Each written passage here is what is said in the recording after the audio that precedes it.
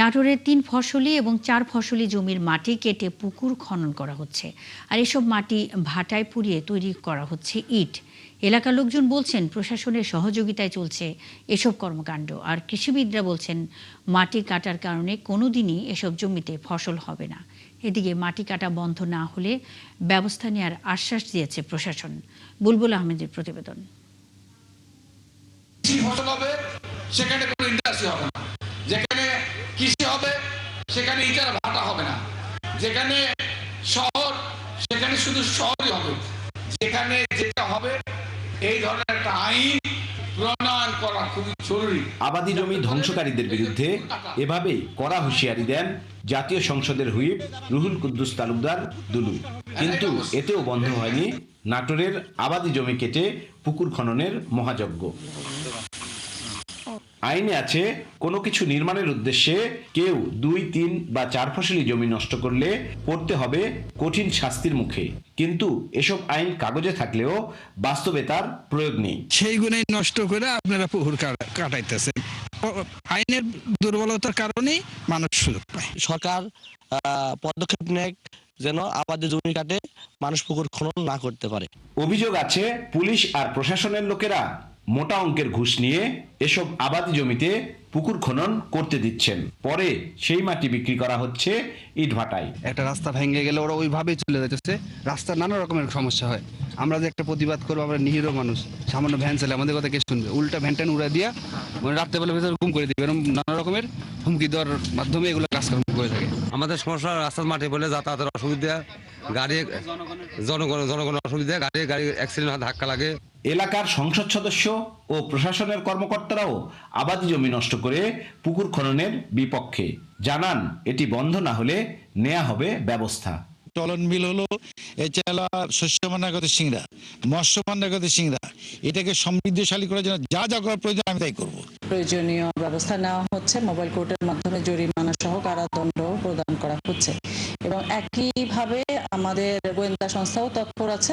কৃষি অর্থনৈতিক জোন নাটোর জেলায় 2014 সালেও আবাদি জমির পরিমাণ ছিল 1,57,000 হেক্টর। 2026 সালে তা এসে দাঁড়িয়েছে 1,45,000 হেক্টরে। এটা কিন্তু খনন হচ্ছে, তো সেটি বন্ধ করা অবশ্যই দরকার এবং এটি বন্ধ করতে পারলে আমাদের যে খাদ্য নিরাপত্তা সেটি কিন্তু নিশ্চিত হবে।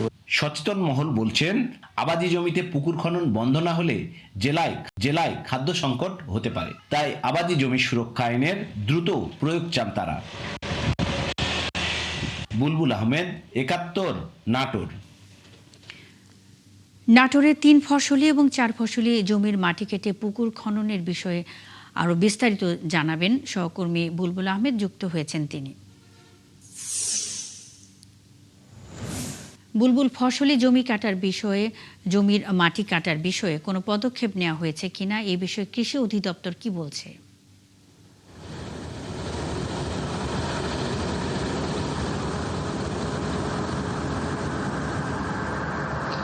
আসলে কৃষি অধিদপ্তরের যে বিষয় সেটি কিন্তু কৃষি অধিদপ্তরের যারা কর্মকর্তা রয়েছেন তারা বলছেন যে ভয়ঙ্কর রেটে এবং খুবই অ্যালার্মিং রেটে কিন্তু এই আবাদি জমি প্রতি বছর কমে আসছে এবং এই যে আবাদি জমি কমে আসছে সেটি যদি এখনই বন্ধ না করা যায় তাহলে শুধু নাটোর জেলা খাদ্য সংকটে পড়বে এমন বিষয় কিন্তু নয়, সারা বাংলাদেশের যে আবাদি জমি সেটির পরিমাণ কিন্তু কমে আসছে। এবং আপনাকে বলে রাখতে চাই, আপনার মাধ্যমে আমাদের দর্শকদেরকে বলতে চাই যে এই মুহূর্তে আমি রয়েছি চলন বিলের সিংড়া এলাকায়। সেই চলন বিলের যে জীববৈচিত্র্য, সেই চলন বিলের জীববৈচিত্র্য কিন্তু নষ্ট হচ্ছে, কারণ এই চলন বিলের মাঝে নানান জায়গায় পুকুর খনন হচ্ছে এবং চলন বিলটাকে চলন বিল বলা হয় কারণ এর পানি চলমান থাকে, কিন্তু সেই চলন বিলের মধ্যে পুকুর খনন করে তার পানি প্রবাহ বাধাগ্রস্ত করা হচ্ছে এবং ফলশ্রুতিতে শুধু এই নাটোর জেলাতে কিন্তু এরকম চিত্র নয়, আশপাশের যে সিরাজগঞ্জ জেলা সেখানেও কিন্তু বিস্তীর্ণ শুধু পুকুর আর পুকুর,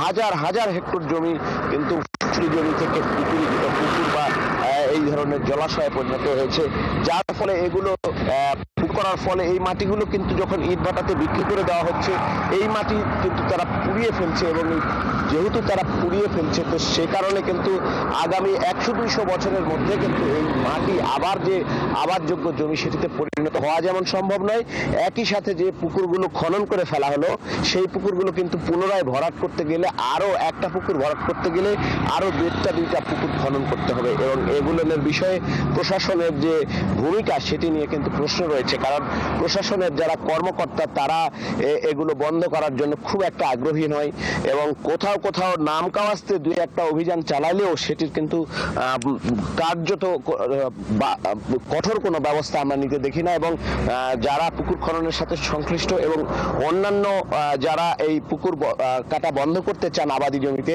তারা আমাদেরকে সবসময় বলেন এবং আমরা দেখেছি বিগত দিনে যে প্রশাসনের কর্মকর্তারা মোটা অঙ্কের ঘুষ নিয়ে কোনো একটা জায়গাতে অভিযান চালালেও তারপরেই কিন্তু আবার চালাইতে দিচ্ছেন এবং আমরা প্রশাসনের লোকেদের সাথে বিশেষ করে পুলিশ এবং ইউনো এবং এসিল্যান্ড এইগুলোর বিরুদ্ধে কিন্তু অভিযোগ আছে, মোটা অঙ্কের টাকা পয়সা নিয়ে এগুলো চালাতে দিচ্ছে। তো এই যে ঘটনা যেটি ঘটছে মহাযজ্ঞ, এটি নাটোরের পাশাপাশি রাজশাহী, সিরাজগঞ্জ এই অঞ্চলেও কিন্তু হচ্ছে এবং একই সাথে আমরা যতদূর জেনেছি যে সারা বাংলাদেশেই এরকম মারাত্মকভাবে আবাদি জমি খনন করে পুকুর করা হচ্ছে এবং এটি যদি বন্ধ না করা যায় তাহলে কিন্তু সামগ্রিকভাবে দেশের উৎপাদনের ব্যাঘাত ঘটবে এবং আমরা দেখেছি যে রাজনীতিবিদ যারা জনপ্রতিনিধি, এমপি এবং অন্যান্য যারা জনপ্রতিনিধি রয়েছে তারা বলছেন যে পুকুর খনন করা হবে না, কিন্তু আমরা যখন প্রশাসনের লোকেদের সাথে কথা বলি আপনারা কেন ব্যবস্থা নিচ্ছেন না এবং কঠোর আইন থাকা সত্ত্বেও কেন বন্ধ হচ্ছে না, তখন কিন্তু আমরা দেখেছি তারা বলছেন যে সংসদ সদস্য বা তাদের লোকজন কিন্তু এর সাথে জড়িত এবং একই সাথে আমরা বুলবুল আহমেদ, নিশ্চয়ই প্রশাসন এই পুকুর খনন না করার বিষয়ে যথাযথ ব্যবস্থা নেবে। অসংখ্য ধন্যবাদ যুক্ত এই তথ্য জানাবার জন্য। দর্শক, নাটোরে আবাদি জমির মাটি কেটে পুকুর খনন করা হচ্ছে, এই খননের বিরুদ্ধে রয়েছে এলাকাবাসী। এ বিষয়ে সবশেষ খবরাখবর নিয়ে বুলবুল আহমেদ যুক্ত ছিলেন।